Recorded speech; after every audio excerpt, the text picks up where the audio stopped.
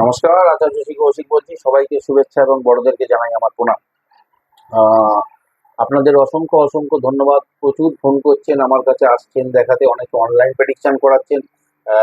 Actually কি না, এই আপনারা এত সাপোর্টিভ বলে কি হয়, আমার এই যে পড়া, এই যে বলার নতুন কিছু বলার আগ্রহ আরো বেড়ে যায়। আপনারা অসংখ্য লাইক করছেন, সাবস্ক্রাইব করছেন, সবাইকে অসংখ্য অসংখ্য ধন্যবাদ। 1431 নতুন বছর বাংলার, এবং বৃহস্পতির রাশি পরিবর্তন মকর রাশির জন্য কেমন থাকবে সেটা এক নজরে দেখে নেব। রাশির দ্বিতীয় শনি আছে, রাশিপতি নিজেই রাশির দ্বিতীয় গেছে, তৃতীয় রাহু আছে, চতুর্থে বৃহস্পতি ছিল, বৃহস্পতি মেষে, এখন গেছে পঞ্চমে বৃহস্পতি, নবমে কিন্তু কেতু রয়েছে। এই গ্রহের অবস্থানটা কিন্তু সারা বছর থাকবে। আর সঙ্গে কিন্তু 7.5 শেষ পর্যায়ে চলছে মকরে, যার ফলে কি হচ্ছে না, একটা পরিশ্রম কিন্তু অধিক করতে হবে, পরিশ্রম বাড়বে, প্রচুর পরিশ্রম করতে হবে। আর ধৈর্য রাখতে হবে, সঙ্গে পেশেন্সটা রাখতে হবে। এই অধিক বেশি পরিশ্রম এবং পেশেন্স, ধৈর্য, এটা কিন্তু আপনাদের উন্নতির চাবিকাঠি। এই পয়লা মে যে বৃহস্পতি রাশি পরিবর্তন করার ফলে কি হয়েছে না, আপনাদের আয় বৃদ্ধি ঘটবে। আর সঙ্গে ব্যয় হবে, যেহেতু বৃহস্পতি দ্বাদশপতি না, সঙ্গে অনেক ব্যয় হবে। সম্পত্তি কেনার জন্য ব্যয় হতে পারে, গাড়ি কেনার যোগ রয়েছে, গাড়ি সম্পত্তিতে এইসব ক্ষেত্রে কিন্তু ব্যয় হবে, এই জায়গাটা কিন্তু থাকবে। আর সামাজিক সম্মান বাড়বে আপনাদের। আর সন্তানের কৃতিত্বে গৌরবান্বিত হবেন। সন্তান এমন এমন কাজ করবে যার জন্য আপনাদের কিন্তু সম্মান বাড়বে সমাজে। যারা বিদেশে থাকেন বা যারা বিদেশে যাবেন ভাবছেন, তাদের জন্য কিন্তু খুব ভালো বছর এটা। সন্তানের বিদেশ যাত্রা কিন্তু হতে পারে, সেটা চাকরির সূত্রে বা পড়াশোনার সূত্রে, যে কোনো সূত্রেই হোক, হতে পারে। কর্মক্ষেত্র মোটামুটি শুভ বলা যায়। রাশিপতি শনি দ্বিতীয় থেকে কি হয়েছে না, অষ্টমে দৃষ্টি দিচ্ছে, যার ফলে কর্মক্ষেত্রে শুভ পরিবর্তন ঘটবে, এটা কিন্তু আশা করা যায়। বিদেশে চাকরি পাবার, বৈদেশিক ব্যবসা যারা করেন, ফরেন রিলেটেড ব্যবসা যারা করেন, করতে চান বা যারা করছেন, তাদের জন্য খুব শুভ বছর বা লাভদায়ক বছর বলা যায়। আগুন সংক্রান্ত কাজ বা ব্যবসা বাণিজ্য, খনিজ দ্রব্য, লোহা আকরিক নিয়ে যারা করছেন, মিডিয়া, সরকারের সঙ্গে যারা কাজে যুক্ত বা ব্যবসা নিয়ে যুক্ত, আর সাধারণ চাকরি যারা করছেন, তার প্রত্যেকে সকলকে পরিশ্রম অনেক বেশি করতে হবে প্রয়োজনের তুলনায়।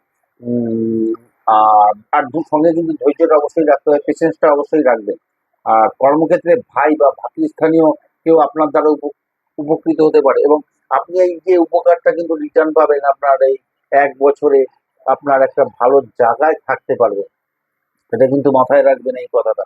বছরের শুরুতে এই সময়টাতে অর্থ সংক্রান্ত কিছু দুশ্চিন্তা একটু থাকবে। এই যে সময়টা চলছে এখন কিন্তু থাকবে, প্রয়োজনের তুলনায় কিন্তু ব্যয় বেশি হবে। দ্বাদশপতি বৃহস্পতি, এটা মাথায় রাখতে হবে। সঙ্গে তৃতীয় পতি, তা এটা হবে। অনেক ক্ষেত্রে লোন নিতে হতে পারে, লোন ধারও করতে হতে পারে, বা কোনো কিছু কেনার জন্য লোন নিতে হতে পারে মাঝামাঝি সময়ের পর। এই বছরের মাঝামাঝি সময়ের পর ধরে রাখুন অক্টোবর নভেম্বর নাগাদ আপনার যা প্রয়োজন সেই অনুযায়ী কিন্তু আর্থিক চাহিদা মিটে যাবে, এটা আশা করা যায়। যা গ্রহের অবস্থান পাচ্ছি, গ্রহের যে অবস্থান থাকছে, এতে কিন্তু এই জিনিসটা আসবে, ঘটবে। ধীরে ধীরে আর্থিক অবস্থা আবার নিজের কন্ট্রোলে রাখতে পারবেন, নিয়ন্ত্রণে রাখতে পারবেন। লোন যারা নিয়েছিলেন তারা কিন্তু শোধ করতে পারবেন। এটা আহ, মোটামুটি যা গ্রহের অবস্থান, এটা কিন্তু এটা আসছে। বাড়ি গাড়ি কেনা, এর আগেও বলেছি, সম্পত্তি কেনা, এই জাতীয় খরচ হবে, খরচ বাড়বে। আর হঠাৎ কোনো সূত্র থেকে একটা কিন্তু আর্থিক লাভ হওয়ার একটা সম্ভাবনা রয়েছে, এটা মাথায় রাখবেন। আর নবমে কেতু আছে, মাঝে মধ্যে কিন্তু ভাগ্য বিড়ম্বনা করতে পারে, এটা মাথায় রেখে চলবে। কন্যায় কেতু আছে, নবম ভাব, মকরে। আর বিদেশে যারা পড়তে যেতে চাইছেন, তাদের খুব ভালো সম্ভাবনা দেখছি। যা পরিস্থিতি আছে বর্তমানে, বিদেশে পড়ার জন্য খুব ভালো। আপনারা চেষ্টা করুন, বিদেশে যেতে পারেন। যারা রিসার্চ করছেন বা করবেন ভাবছেন, তাদের জন্য এটা খুব একদম আইডিয়াল টাইম। এই বছরটা মারাত্মক ভালো সময়, এটা এগিয়ে যান আপনারা। আর খেলাধুলার সঙ্গে যারা যুক্ত, মকরের প্রচুর আছে খেলোয়াড়, খুব নামকরা খেলোয়াড় আছে মকরের। তা তাদের জন্য খুব ভালো সময়। আর বাদ বাকি বিদ্যার্থীদের জন্য মোটামুটি মডারেট, যে খুব যে ভালো সেটা কিন্তু আমি দেখতে পাচ্ছি না। কেননা গ্রহের যে অবস্থান থাকবে তাতে এইটা কিন্তু উঠে আসছে। মনোযোগের অভাব থাকবে, কনসেন্ট্রেশন লেভেল কম থাকবে। কেউ কেউ ভুলভাল বিষয় নিয়ে কিন্তু পড়তে যাবেন, যার ফলে কি হবে, ভুলভাল বিষয় নিয়ে এগোতে গিয়ে পড়াশোনার প্রতি আগ্রহটাই কমে যাবে, ফোকাসটা নষ্ট হয়ে যাবে। আর মানসিক একটা দুশ্চিন্তা ভাব কিন্তু থাকবে সারা বছর, কম হোক বেশি হোক। মাইগ্রেনের সমস্যা থাকবে, চোখের সমস্যা থাকবে, হাঁটু এবং হাড় জনিত সমস্যা কিন্তু ভোগ হবে। যাদের হার্টের সমস্যা আছে না, তারা কিন্তু সবসময় একটা ডাক্তারি পরামর্শ নিয়ে চলবার চেষ্টা করবেন। হার্টের সমস্যা কিন্তু একটু ভোগাতে পারে। লিভার, শ্বাসকষ্টজনিত কোনো সমস্যা, সর্দি কাশির সমস্যা, এতে কিন্তু ভোগাবে সারা বছর কম বেশি। বাবা ভাই বোনকে নিয়ে কিন্তু দুশ্চিন্তা বাড়বে। এটা বা খরচাও হতে পারে, তাদের জন্য আপনাদের খরচাও হতে পারে, যা আসছে গ্রহের যে অবস্থান থাকছে তাদের কিন্তু এটা কিন্তু ঘটবে। আর গৃহ পরিবর্তনের কিন্তু প্রবল সম্ভাবনা, গৃহ কিন্তু পরিবর্তন হতে পারে, বাসস্থান পরিবর্তন হতে পারে, এটা মাথায় রাখতে হবে। তবে বিদেশ ভ্রমণ করবে সেই সম্ভাবনাও রয়েছে, সেই গ্রহের যে অবস্থান পাচ্ছে তাদের কিন্তু এটা হবে। এটা গেল মকর রাশির মোটামুটি সার্বিক। আর শুক্র শনি বুধবার আপনাদের জন্য শুভ।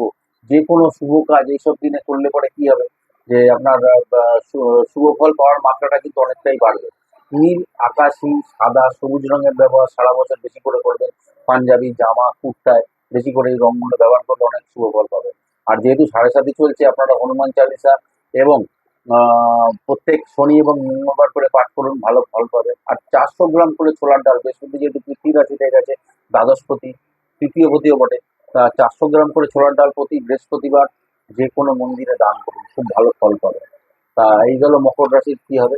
ধন্যবাদ, নমস্কার। এরপর আবার নতুন রাশি নিয়ে আসবো, দেখতে থাকুন, সঙ্গে থাকুন, লাইক শেয়ার সাবস্ক্রাইব করবেন।